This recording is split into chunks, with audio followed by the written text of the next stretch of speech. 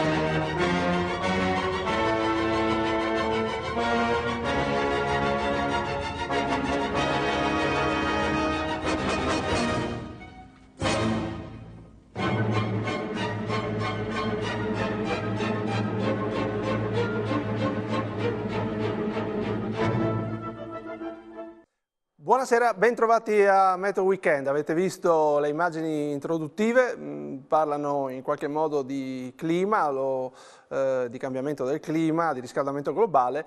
Lo osserveremo e ne parleremo da vari punti di vista, a partire un pochino così da un riassunto, se vogliamo, di quelli che sono stati i temi trattati nella conferenza europea di climatologia applicata che si è svolta a Trieste tra il 12 e il 16 settembre in seno al meeting della Società Meteorologica Europea, meeting annuale che tra l'altro il prossimo anno si svolgerà a Dublino in Irlanda. Vi presento subito gli ospiti con cui parleremo oggi, a partire da Mauro Messerotti, astrofisico dell'INAF e dell'Osservatorio Astronomico di Trieste, meteorologo dello spazio, stasera soprattutto in veste di meteorologo dello spazio. Buonasera a Mauro, poi abbiamo Roberto Colucci stasera, ciao, glaciologo, fa parte dell'Istituto di Scienze Marine del CNR di Trieste, ma è anche presidente dell'Unione Meteorologica del Friuli Venezia Giulia.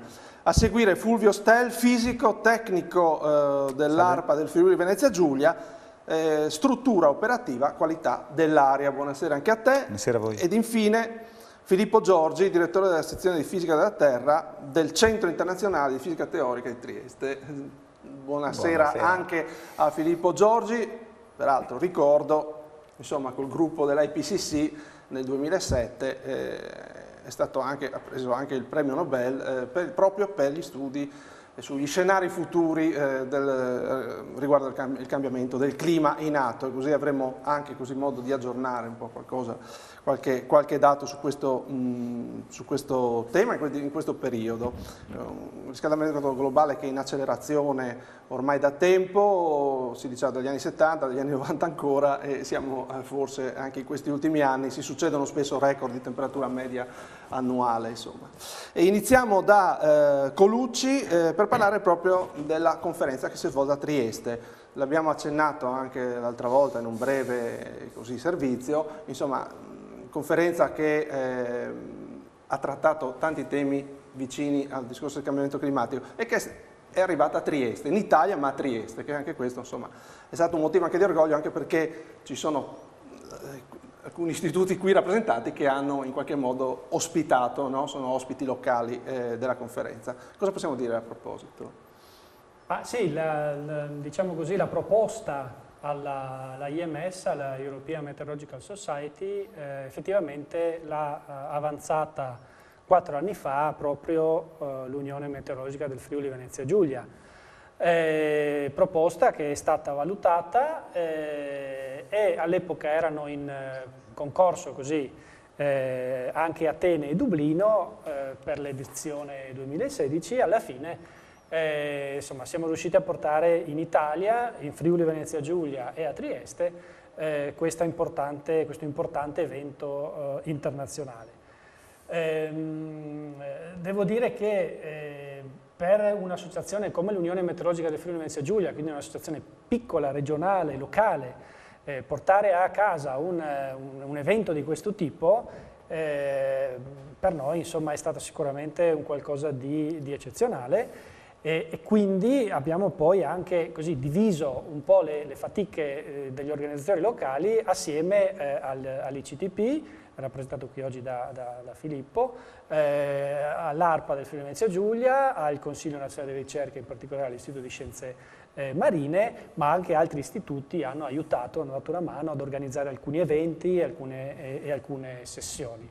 Sì, c'è stato un lavoro lungo, insomma. Sì, è un lavoro che va avanti, direi, da anni, insomma, in particolare chiaramente l'ultimo anno è stato più fitto di impegni e di cose da preparare, contatti da prendere, anche perché c'erano tutta una serie di attività collaterali, diciamo così, oltre alla conferenza scientifica. Devo dire che, io sono il presidente dell'associazione, ormai uscente. Prima di me Fulvio ha avuto questo compito e bisogna sicuramente dare merito a lui, anche a Dario Giaiotti, che è un socio della nostra associazione da tanti anni, che anche lui lavora all'ARPA, perché sono loro che inizialmente, ancora ormai direi quasi 15 anni fa, hanno fatto sì che l'Unione Meteo del Friuli Venezia Giulia facesse poi parte della IMS come membro associato. E quindi senza il loro spunto iniziale, la loro idea iniziale per portare l'Unione Meteo alla ribalta, diciamo così, europea, che ha culminato proprio nell'edizione della IMS a Trieste, direi che insomma non ci saremmo mai arrivati. Quindi è giusto secondo me riconoscere i meriti all'inizio. Certo, abbiamo visto tra l'altro tanti ospiti anche internazionali, ospiti importanti della Società Meteorologica Americana, poi abbiamo avuto, abbiamo avuto un po' tutti, no? E anche tra i partecipanti c'era un assortimento di nazioni non da poco. Sì, alla fine diciamo, le statistiche finali parlano di 637 partecipanti provenienti da 45 nazioni. Abbiamo avuto anche rappresentanti dagli Stati Uniti, ma anche dalla Malesia, dalla Cina, così come dalla Russia, quindi insomma non serve elencarli tutti, ma una grande partecipazione. Come era auspicabile, gli italiani sono stati quelli più rappresentati, con 103 italiani registrati alla conferenza, quindi anche a livello italiano c'è stata un'ottima risposta all'evento. Che dire, l'edizione è andata molto bene, sia dal punto di vista scientifico ma anche dal punto di vista diciamo umano e dell'accoglienza, sì, perché alla fine, anche se Trieste non è proprio l'emblema della città italiana, non è l'emblema dell'italianità come può avere in mente uno straniero che arriva in Italia, però l'accoglienza, il calore italiano, la disponibilità italiana sono stati sentiti. Infatti da questo punto di vista abbiamo ricevuto sia dal Presidente della IMS ma anche da altri partecipanti grandi complimenti soprattutto su questo aspetto. Ecco, il calore c'è stato anche dal punto di vista del clima, è stato caldo, decisamente caldo, come è un po' tutto questo settembre. E iniziamo proprio a parlare, perché tra l'altro il tema portante della conferenza era come la scienza può aiutare poi chi deve prendere decisioni per in qualche modo attenuare gli effetti del cambiamento climatico globale. Allora, uno scienziato che si occupa di meteorologia dello spazio ce l'abbiamo qua stasera, Mauro Messerotti, e cominciamo a parlare, tu sei anche astrofisico, cominciamo a parlare un pochino dell'influenza che ha il Sole sulla variabilità del clima intanto, no? Sulla Terra, poi posto che ci sono anche dei cicli astronomici che hanno a che fare con cambiamenti più o meno lenti del clima sulla Terra.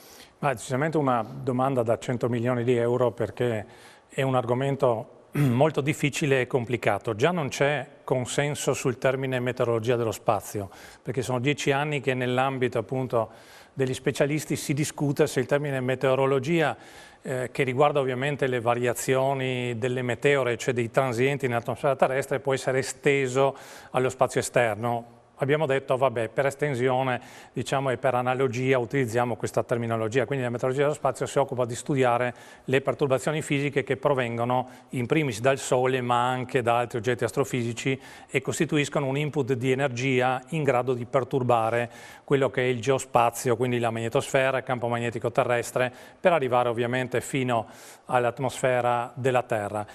Il problema della complessità di questo scenario è che si tratta di sistemi fisici che sono accoppiati tra di loro in modo non lineare e tutto il sistema è un sistema altamente complesso, quindi la sua predicibilità è estremamente difficile. Non solo, ma abbiamo anche osservazioni sì dallo spazio, qui stiamo vedendo il Sole, che è una sorgente primaria di energia per la Terra, però queste osservazioni ancora sono, diciamo, frammentarie e non sono complete come vorremmo per approfondire quella che è la fisica, in particolare dei processi di plasma che poi portano al trasferimento di energia.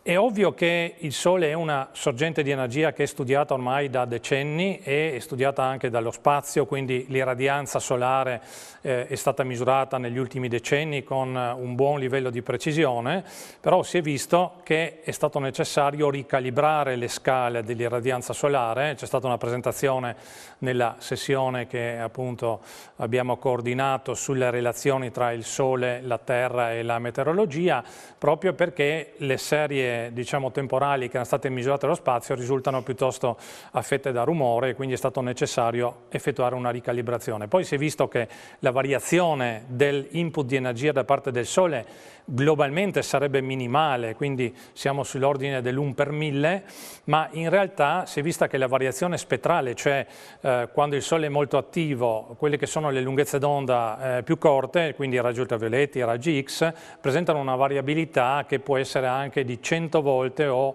qualche centinaio di volte superiore rispetto a quella che è la radiazione, per esempio, nell'infrarosso o nel visibile.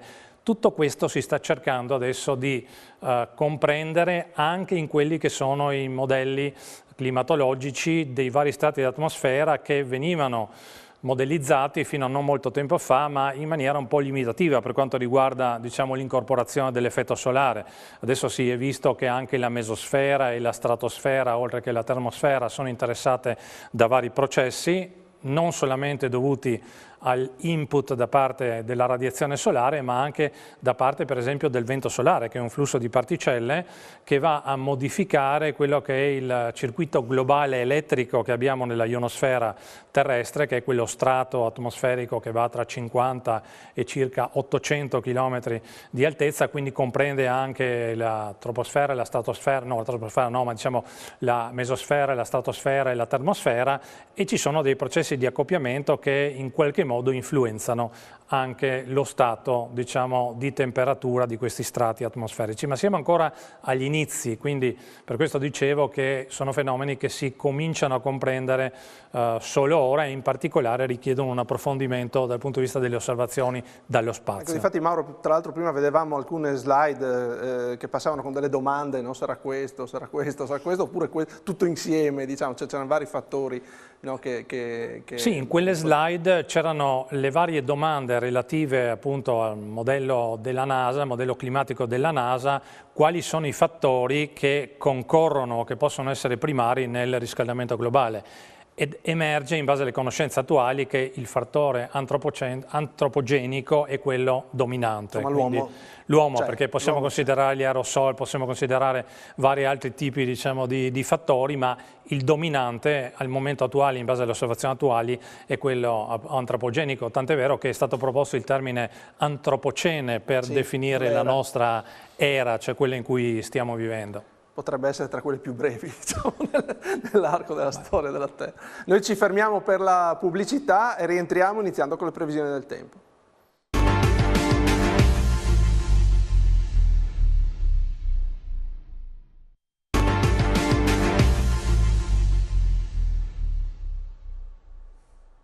Eccoci pronti allora a vedere il tempo che farà, intanto con la prima carta, quello che sta facendo, ovvero sia tempo bello, stabile, vedete l'Italia, poche nubi dalle nostre parti di scarsa consistenza. Le temperature tra 15 e 22 sulla costa oggi, tra 11 e 24 in pianura, però attenzione, nella bassa pianura, per la verità anche in certe zone interne della pianura più a nord, comunque si è scesi sotto i 10 gradi.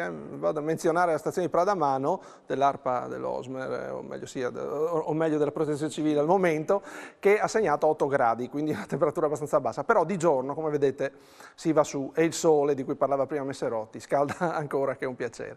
Andiamo alla prossima carta. C'è poco da dire sulla situazione generale, che vede un campo di alta pressione, questa è una carta al suolo, vede un campo di alta pressione con disturbi minimi di corpi nuvolosi che passano più a nord, e per cui il tempo continuerà a essere bello e sarà molto bello, soprattutto domenica. Comunque eccola qua la carta generale, vedete che praticamente c'è un grosso lago, un grosso bacino di campo livellato di pressione. Possiamo vedere subito le previsioni per domani, con una giornata all'insegna del cielo poco nuvoloso, mediamente poco nuvoloso, forse qualche addensamento in più, un po' in montagna al mattino, ma insomma nubi tipo quelle che abbiamo visto oggi, niente di importante. 2900 metri la quota dello zero termico, le temperature non dovrebbero cambiare di molto. Andiamo invece alla domenica, e questa vede un ulteriore miglioramento con un cielo sereno praticamente, le temperature che possono salire anche fino ai 25, nonostante la notte insomma fa chiaramente più fresco visto il periodo. Abbiamo anche lo zero in salita, ma passiamo pure avanti per uno sguardo a chi si muove nel Triveneto, vediamo un po' tutta la macro regione, anche le zone confinanti, insomma con bel tempo sabato, anche domenica, con questa carta che è quella di domenica. Passiamo pure avanti con i venti che sono poco significativi, generalmente deboli, variabili sul bacino, il mare è quasi calmo. Vedete anche l'indice di radiazione ultravioletta che è sceso ormai diciamo, intorno ai 5 con le punte massime, il sole si sta lentamente così abbassando sull'orizzonte. Passiamo pure alla prossima carta, è poco da dire, qui possiamo anche andare veloci perché la situazione è analoga, con piccole variazioni delle direzioni del vento. Solitamente queste carte sono disegnate per le ore centrali. Ecco. Andiamo invece a quella successiva che ci mostra la tendenza. Qui siamo a mercoledì 28 e ci sarà ancora alta pressione, però qui i modelli divergono un po', soprattutto dal 29 in poi, perché potrebbe esserci un'incursione di aria più fredda secondo questo modello, che è quello europeo di Reading, di cui poi accenneremo qualcosa, mentre invece il modello americano dà una tenuta maggiore dell'alta pressione un po' anche fino ai primi di ottobre. Quindi adesso staremo a vedere, diciamo che comunque fino al 27-28 non accadrà praticamente nulla. Vediamo gli spaghetti, che sono gli scenari di lungo termine, fino alla barra rossa, appunto, questo è basato sul modello americano, abbiamo una sostanziale stabilità con praticamente assenza di precipitazioni, il grafico più basso.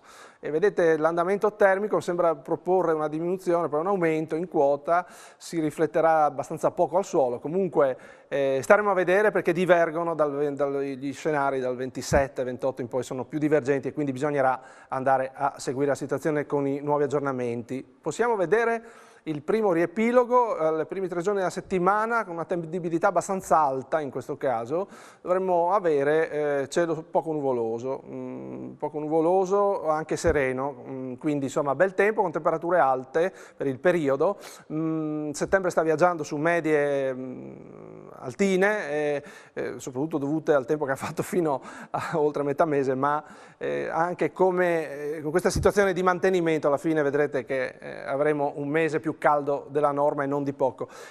Quindi sole, andiamo pure all'ultimo pannello e qui osserviamo che potrebbe succedere qualcosa tra venerdì e sabato, però come dicevo prima la tendibilità cala parecchio per questa ultima pannello e diciamo che venerdì potrebbe passare un fronte tra venerdì e sabato, dare qualche pioggia, però c'è molta incertezza e quindi la verificheremo più avanti. Però avete visto, insomma, fino a giovedì difficile avere grandi sorprese.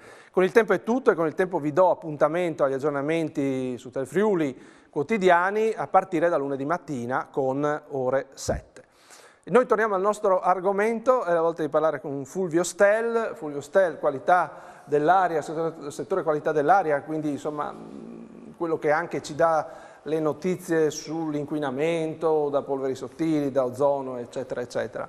C'è un collegamento che possiamo fare tra il cambiamento del clima e l'inquinamento dell'aria, dell'atmosfera? Sì, anzi è più che opportuno fare questo tipo di collegamento.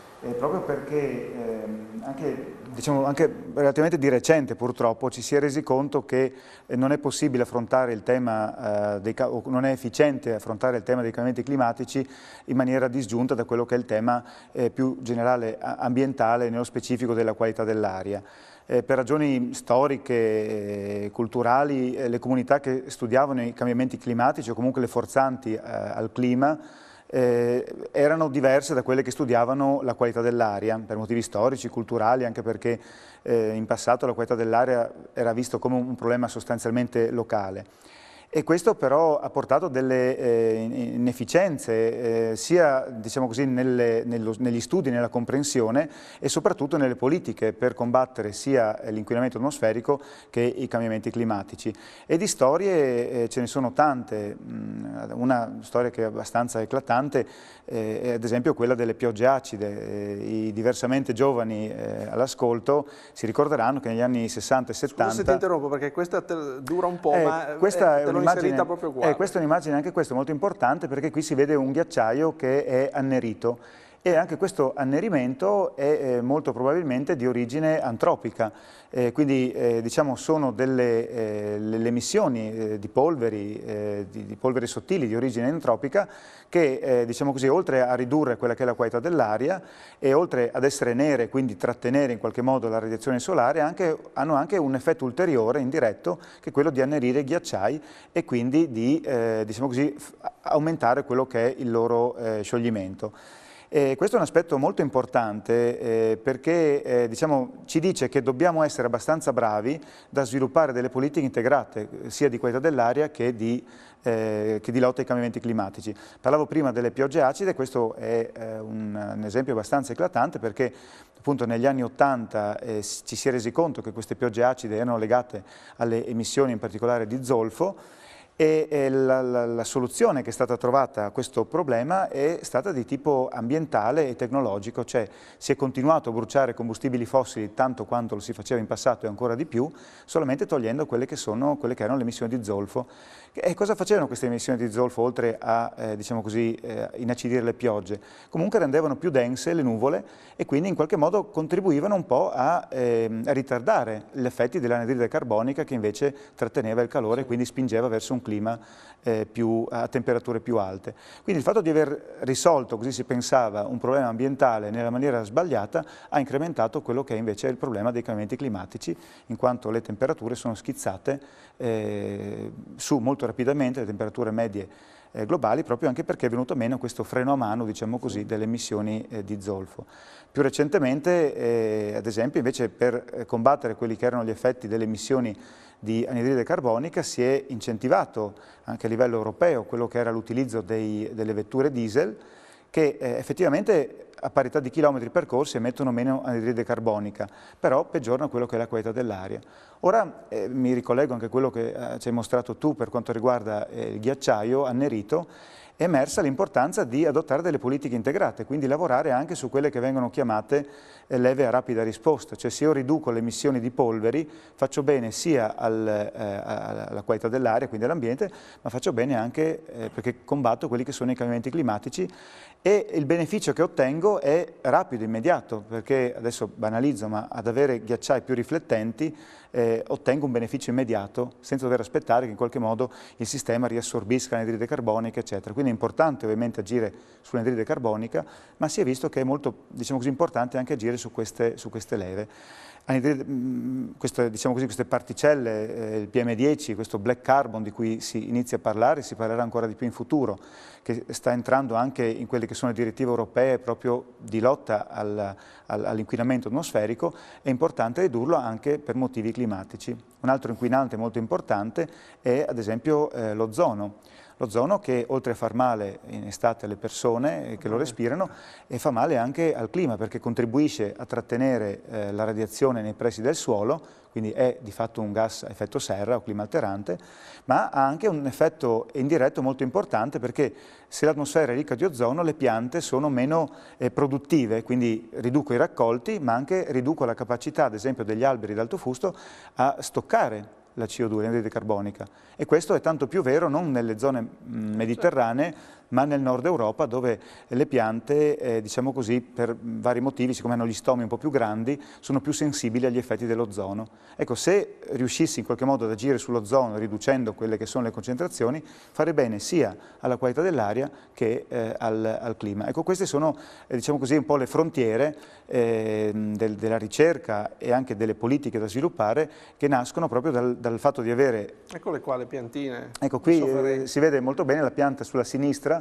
e quella sulla destra. La pianta sulla sinistra è cresciuta in un ambiente povero di ozono, quella sulla destra, che assomiglia sinistramente ai miei capelli, è invece cresciuto in un ambiente ricco di ozono. E questo fa vedere, insomma, come si possono in qualche modo sviluppare delle politiche integrate. Queste sono possibili mettendo assieme le diverse culture di chi studia i cambiamenti climatici, di chi studia la qualità dell'aria, e tra l'altro uno dei temi proprio della conferenza europea di meteorologia organizzata a Trieste era proprio quella di creare dei ponti fra i portatori di interesse ma anche fra le diverse esperienze e culture proprio scientifiche. Ecco, tra l'altro scopriamo così, no, tanti effetti secondari del riscaldamento globale, magari qualcosa che non ci si aspettava fin dall'inizio. Come diceva il professor Messerotti, ci sono diverse interazioni complesse nel sistema. Questo è il fascino e anche la difficoltà. Sì, d'altro canto il sistema non lineare, come si diceva prima, poi ha delle risposte anche difficili a volte da prevedere subito. Bene, noi ci fermiamo di nuovo per la pubblicità, ritorniamo e parleremo finalmente anche con Filippo Giorgi.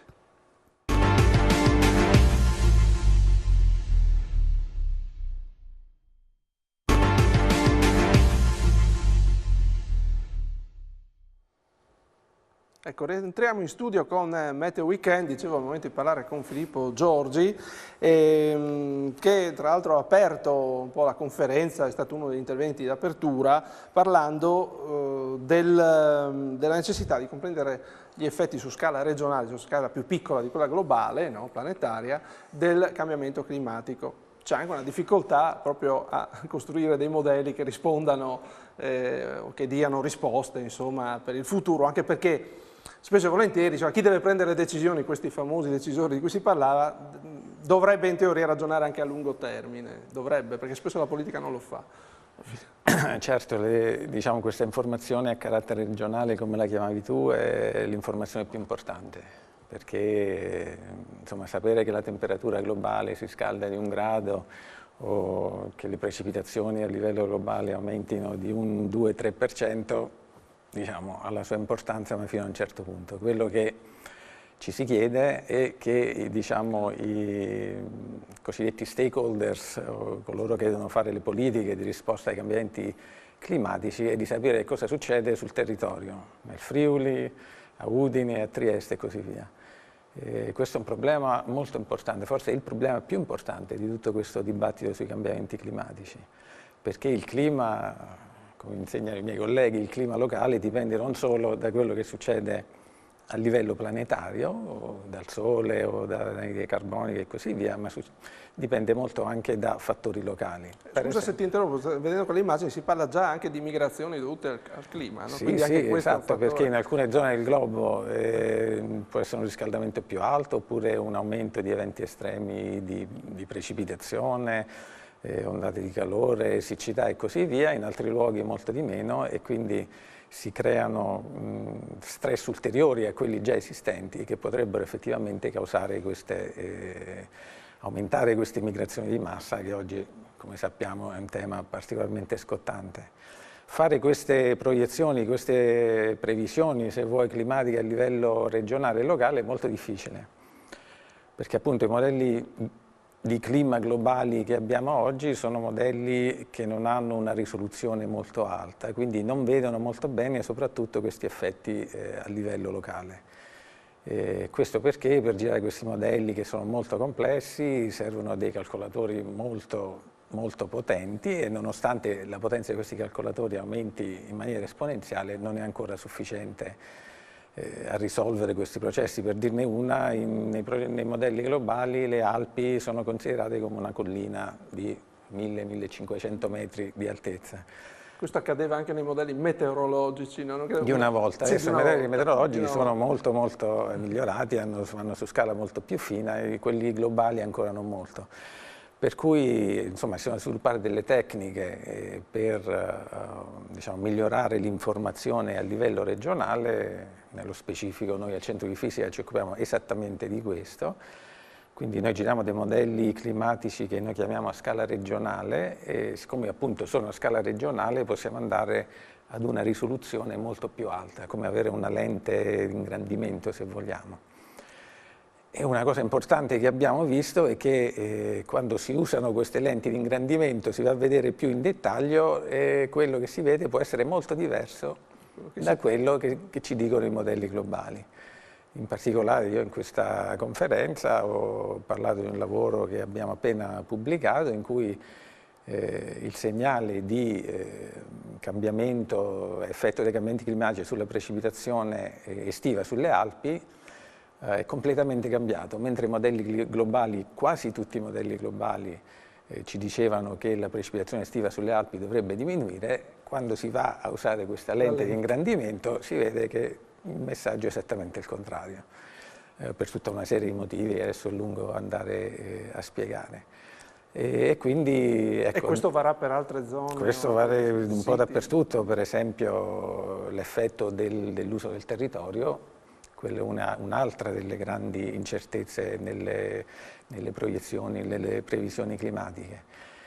E quindi un grandissimo sforzo anche a livello internazionale, stiamo mettendo su dei grandi progetti internazionali proprio per cercare di migliorare queste proiezioni a livello regionale e locale, proprio per dare informazione più utile per appunto la gente che poi deve prendere delle previsioni, deve fare delle politiche di adattamento a questi cambiamenti climatici. Un altro tema fondamentale in questo senso è quello dell'innalzamento del livello del mare. Forse è la cosa più sicura che succederà nei prossimi 100 anni, possiamo fare quello che vogliamo, nei prossimi 100 anni il livello del mare andrà su. Però non andrà su in tutte le coste allo stesso modo, anzi ci sarà una grandissima variabilità perché il livello del mare dipende anche dalle correnti marine, dalla subduzione e così via. E quindi si cerca di migliorare anche questo tipo di informazione. Quello che speriamo è che nel giro dei prossimi anni riusciremo a dare delle informazioni sempre più precise sulla cui base si possono effettivamente fare delle politiche di risposta. Sì, una delle cose che era venuta fuori era proprio il fatto che proprio lungo le coste o su isole, ma comunque lungo le coste tendenzialmente vive parecchia gente, ci sono importanti centri. Ma diciamo che oggi come oggi forse il tema che è stato identificato come più importante è proprio quello delle zone costiere, perché già oggi una grossa fetta della popolazione mondiale vive sulle coste e quasi tutte le proiezioni demografiche ci dicono che sarà sempre di più la popolazione che vivrà in queste coste, soprattutto nei paesi in via di sviluppo. Per esempio ci sono degli scenari apocalittici che dicono che tutte le coste dell'Africa occidentale potrebbero diventare un'immensa area urbana. Quindi molto più vulnerabili all'innalzamento del livello del mare, alluvioni, ondate marine e così via, e poi questo a sua volta può influenzare il clima a livello locale, quindi siamo davanti a un problema molto difficile. Molto. Ecco, con Colucci invece parliamo un pochino, c'è stato un intervento in una sessione sull'interazione tra la criosfera, ovvero insomma, il mondo di ghiaccio ed il clima, e inoltre insomma, è sotto l'evidenza ormai da tempo che i ghiacci marini dell'Artico si stanno riducendo, diversa la situazione dell'Antartide, poi ci sono i ghiacciai delle Alpi, delle varie catene montuose. Ecco, cosa è venuto fuori da questa sessione sulla criosfera? Sì, vorrei fare più che altro una considerazione. Dire ancora una volta sì, i ghiacciai stanno fondendo, i ghiacciai spariscono, si riducono, è come parlare ormai che l'acqua calda perlomeno nell'emisfero brucia, nord. perché ormai praticamente oltre il 95% dei ghiacciai continentali terrestri è in uno stato di fortissima contrazione, sostanzialmente perché non sono più in equilibrio con il clima attuale. Quindi non solo non sono in equilibrio con il clima attuale e stanno ancora reagendo alla temperatura che abbiamo adesso, ma la temperatura continua a salire, quindi continuano a non essere in equilibrio. E quindi anche se oggi, per modo di dire, il riscaldamento globale si fermasse, comunque i ghiacciai continuerebbero a contrarsi per decenni, quelli più grandi soprattutto. Quindi questo è un dato di fatto di cui veramente non ha senso parlare. Per quanto riguarda il ghiaccio marino, invece, ci sono, diciamo così, due risposte apparentemente contrastanti, nel senso che l'Oceano Artico, il ghiaccio dell'Oceano Artico è in fortissima contrazione anno dopo anno, si ritoccano record al ribasso praticamente anno dopo anno. Invece, dall'altra parte, al Polo Sud, i ghiacci marini attorno al continente antartico mostrano un leggero aumento, addirittura 1,5% ogni 10 anni in più, negli ultimi 30-40 anni. Questo apparentemente sembrerebbe un controsenso, in realtà non lo è, perché studi recenti hanno mostrato come questo aumento di ghiacci attorno all'Antartide sia proprio dovuto al global warming, per due fattori. Il primo dovuto ad un rinforzo della cosiddetta convergenza antartica, quindi i venti che girano attorno all'Antartide hanno isolato maggiormente, diciamo così, le acque che girano attorno all'Antartide, ma soprattutto la forte fusione in atto del ghiaccio presente sui ghiacciai costieri dell'Antartide butta nel mare molta più acqua dolce. L'acqua dolce è meno densa dell'acqua salata, quindi tende a stare in superficie, ma chiaramente essendo dolce e non salata gela molto più facilmente. L'acqua salata gela a 1, 2, anche 3 gradi sotto lo zero se è molto salata. E quindi questo effetto apparentemente contrastante in realtà è spiegabile, lo si spiega proprio con il global warming. Infatti la penisola antartica e la parte orientale dell'Antartide si sta scaldando moltissimo, c'è una grandissima ice shelf che è la Larsen C, dopo la Larsen B e la Larsen A che se ne sono già andate parecchi anni fa, che sta per collassare, sono centinaia e centinaia di chilometri quadrati di ghiaccio che a breve, per breve intendo nel giro di un paio d'anni probabilmente, si staccheranno alla deriva come era già successo per la Larsen B. Si vede questa enorme spaccatura dai dati da satellite che sta procedendo a ritmo di decine di chilometri ogni 3-4 mesi circa, tra l'altro mettendo anche in pericolo una stazione polare antartica britannica che è al di qua di questa grossa spaccatura, e quindi adesso stanno cercando di capire come metterla in salvo prima che la piattaforma si stacchi. Dicevo che tutti i ghiacciai terrestri antartici costieri sono in fase di forte arretramento, in linea con sì. Cosa che tra l'altro per quanto riguarda le due calotte, quella del nord e quella della Groenlandia, no? Anche quella è in grave difficoltà, quindi nell'emisfero nord abbiamo grave difficoltà per il ghiaccio marino e grave difficoltà anche per... Sì, chiaramente il ghiaccio marino e il ghiaccio terrestre ha delle dinamiche completamente diverse, esatto, di reazione ad un input atmosferico. I ghiacciai terrestri, appunto come dicevo prima, sono tutti in ritiro. Quelli molto grandi, ce ne sono un paio ad esempio in Alaska, c'è un famoso ghiacciaio che è molto grande che in realtà negli ultimi 30-40 anni è stabile, ma è stabile perché ha dei tempi di ritorno, tempi di reazione molto lenti, e soprattutto è anche stabile perché, come è stato visto anche in altre zone del mondo, un aumento delle precipitazioni invernali ha per così dire in alcune zone dato luogo a quella che è la cosiddetta resilienza, ossia i ghiacciai sono rimasti un po' stabili, un po' come è accaduto anche da noi qui con il Canin, con i piccoli relitti glaciali che abbiamo noi. Un aumento delle precipitazioni invernali ha sostanzialmente controbilanciato estati sempre più calde e sempre più lunghe, che ovviamente hanno in un certo senso uno dei temi che si svilupperà, sono delle cose che cerchiamo di capire, è proprio come i cambi, come il riscaldamento globale incida proprio sulla circolazione atmosferica, quindi cambiando la circolazione atmosferica in diverse zone del pianeta. Prima hai parlato dell'Antartide, ma forse sta accadendo anche in altre zone. Quando diciamo non c'è più l'anticiclone delle Azzorre, per certi versi anche da noi facciamo delle considerazioni che hanno a che fare con questo. Ma noi ci fermiamo per la pubblicità, a tra poco con l'ultima parte di Meteo Weekend.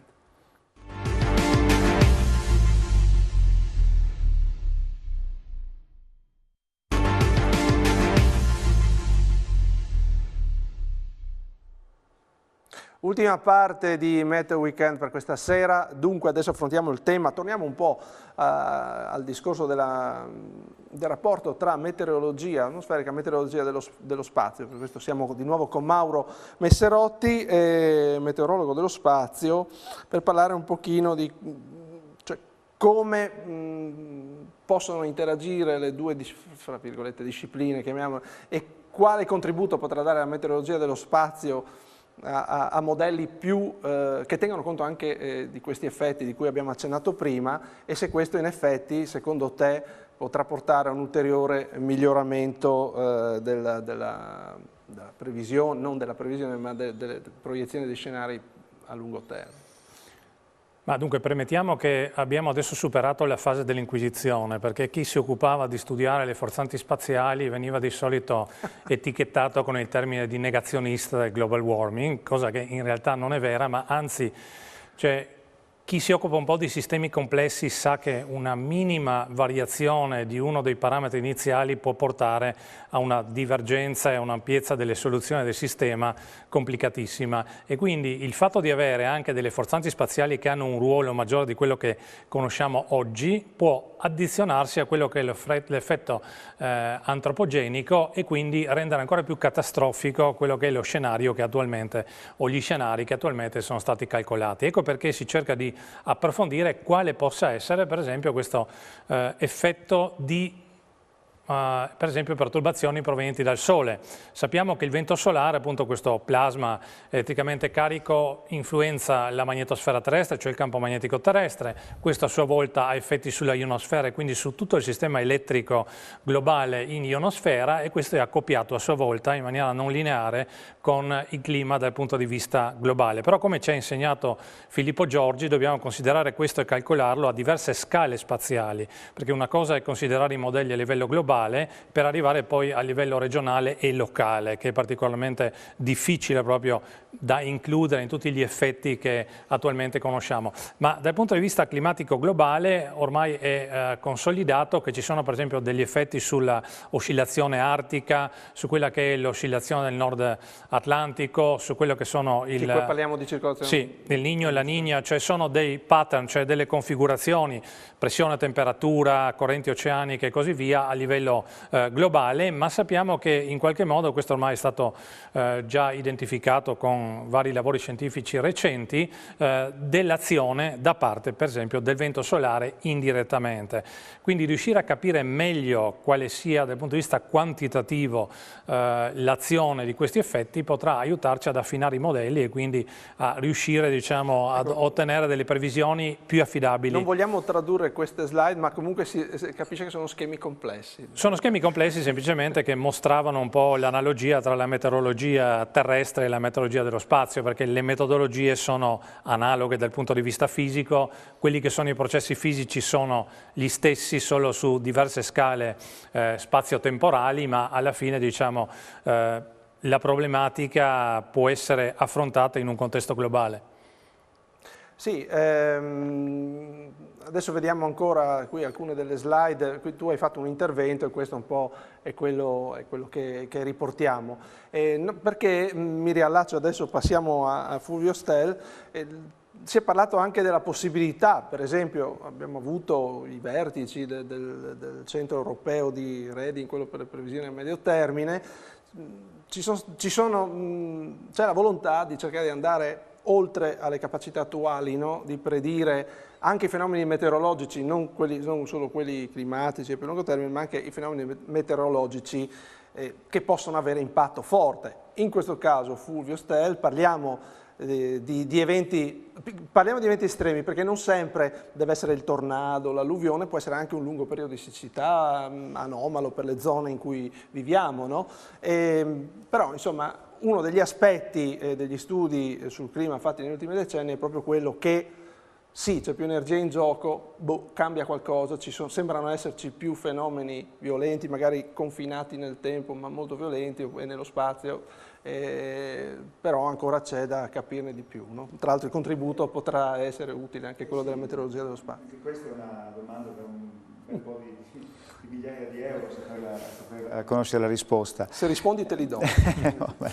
No, è che effettivamente, sì, come si diceva, il clima, adesso banalizzando un po', è in qualche modo legato al bilancio energetico fra la Terra e il Sole, e la meteorologia invece è in qualche modo legata al tipo di circolazione che si ha nell'atmosfera terrestre. Le mappe che tu facevi vedere prima, quelle delle zone di alta e di bassa pressione, sono quelle in qualche modo il motore del tempo.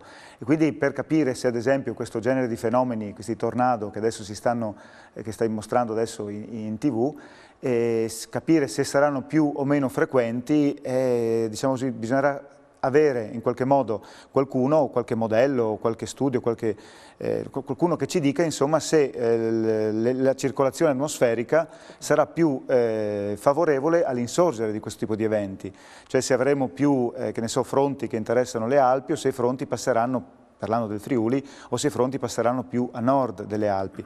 E qui sì, ci sono grandi aspettative nei confronti dei modelli, ad esempio anche nei lavori che il gruppo del Centro di Fisica Teorica guidato da Filippo Giorgi sta facendo, proprio per ad esempio cercare di inserire in qualche modo gli effetti della convezione atmosferica nei modelli climatici, per poter capire se si riesce a prevedere questo tipo di cambiamenti nella circolazione. Noi ad esempio qui per quanto riguarda il locale, ad esempio si era visto come degli indici legati alla circolazione atmosferica, quello che viene chiamato North Atlantic Oscillation, quindi diciamo così degli indici legati all'anticiclone delle Azzorre e alle basse pressioni che si creavano sull'Islanda, questi indici in qualche modo si era visto che in concomitanza con alcuni valori di questi indici le giornate di grandine in Friuli erano un po' più frequenti rispetto agli anni in cui magari questi indici avevano dei valori più bassi.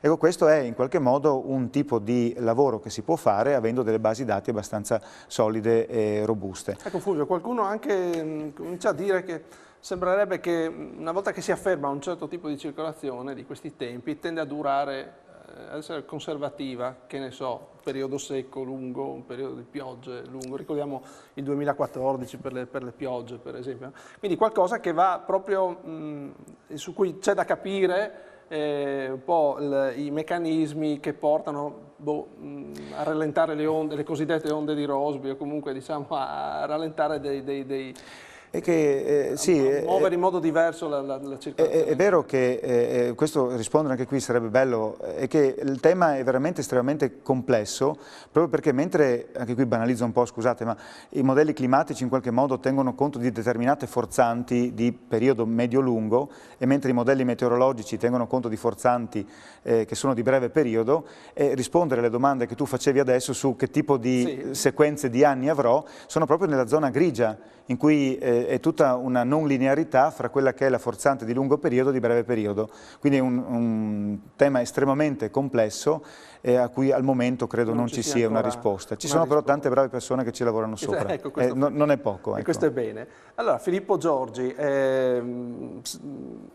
ci sono dei limiti sanciti dall'accordo di Parigi, il cosiddetto COP21, che si prefiggono di mantenere entro 1,5-2 gradi diciamo, il riscaldamento globale dell'atmosfera terrestre, però il punto di partenza non è da ora, ma il punto di partenza va più indietro, cioè questo 1,5 o 2 va considerato a partire da quanto tempo fa, e soprattutto sì, diciamo per fare questo bisogna cambiare modelli di sviluppo della società.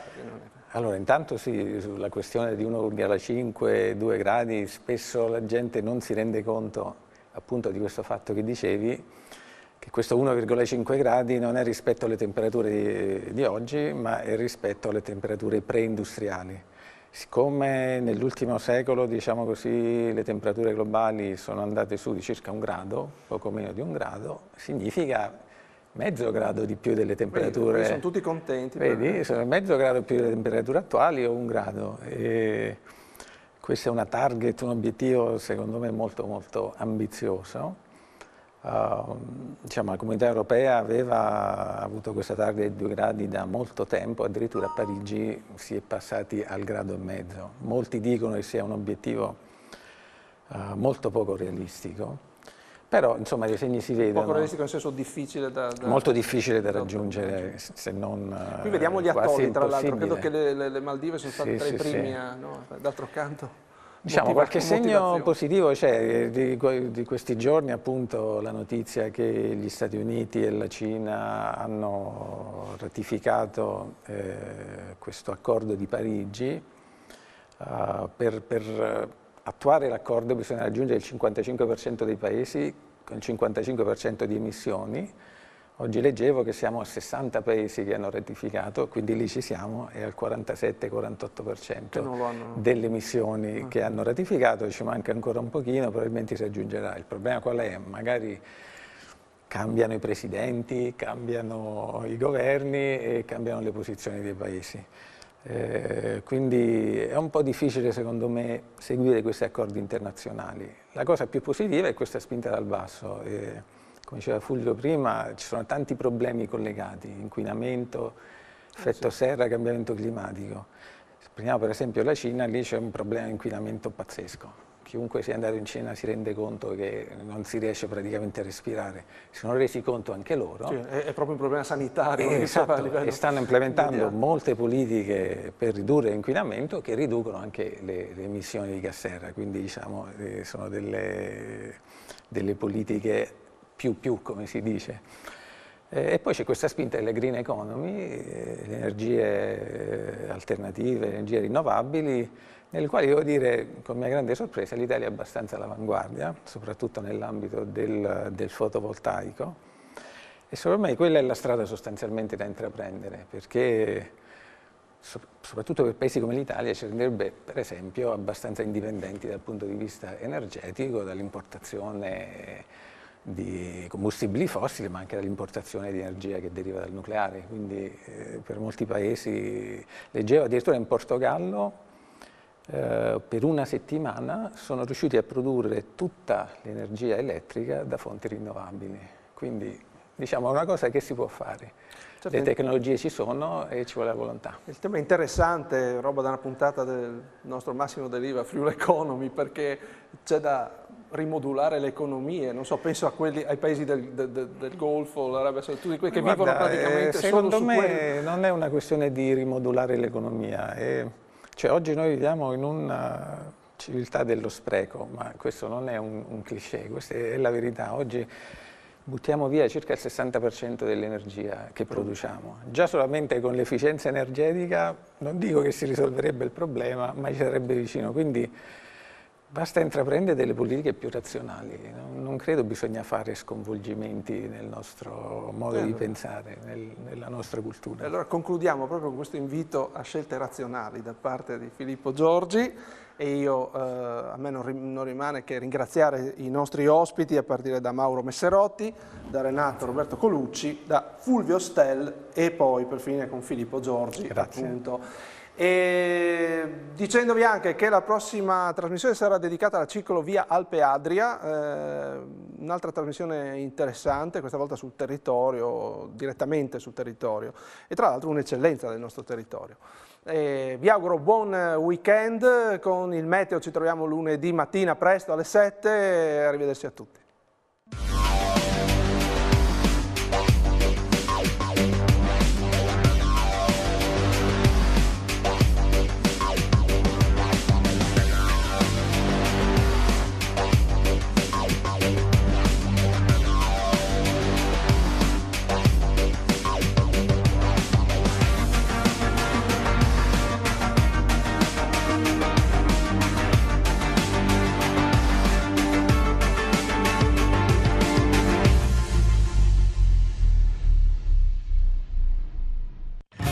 Questo programma vi è stato offerto da Confartigianato Udine Servizi SRL.